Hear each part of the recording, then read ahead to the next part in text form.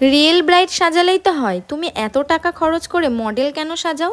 কয়েকদিন আগেই আমাকে আমার এক পরিচিত আমাকে বলল, দিদি সাজানোর সময় আমরা তো রিয়েল ক্লায়েন্টের ছবি দেখেই তোমরা রিয়েল ক্লায়েন্টরা বুক করি, তাহলে এত টাকা খরচ করে অযথা শ্যুট করার কি দরকার পড়ে। তার কারণ একজন মেকআপ আর্টিস্ট যখন একটা রিয়েল ক্লায়েন্টকে রেডি করতে যায় তখন কিন্তু একটা নির্দিষ্ট টাইমের মধ্যে আমাদেরকে তাকে রেডি করতে হয়।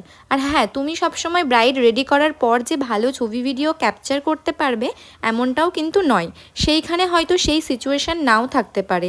তাই আমার কাজটাকে আরও সুন্দরভাবে প্রেজেন্ট করার জন্য আমাদের কিন্তু শ্যুট করতে হয়। আর এই গরমের মধ্যে যদি তোমরা সিলিং ফ্যানটা ইউজ করো তাহলে কিন্তু খুব ভালো হয়, কারণ আজকের এই ব্রাইডের সামনে কিন্তু ছিল স্ট্যান্ড ফ্যান, আর এই স্ট্যান্ড ফ্যানের জন্য কিন্তু পুরো হেয়ারটা ওর খুলে গেছিলো। কিন্তু লাস্ট মোমেন্টে কিন্তু ওর হেয়ারটা আমি আবারও ঠিকঠাক করে দিয়ে তারপর সেখান থেকে এসেছিলাম, কারণ সেটা কিন্তু আমাদের দায়িত্বের মধ্যে পড়ে যে আমার ব্রাইডকে কিন্তু আমি সুন্দর করে সাজিয়ে তারপর সেখান থেকে আসবো। তো আজকের ব্রাইড ছিল আমার সুপর্ণাদি, ভীষণ মিষ্টি বিহেভিয়ার ছিল। তো কেমন লাগলো তোমাদের এই লুকটা অবশ্যই কমেন্ট করে জানিও। তো আজকের মতন এই ভিডিওটা এখানেই শেষ করছি, দেখা হচ্ছে আবারও কোনো নেক্সট ভিডিওতে। টাটা।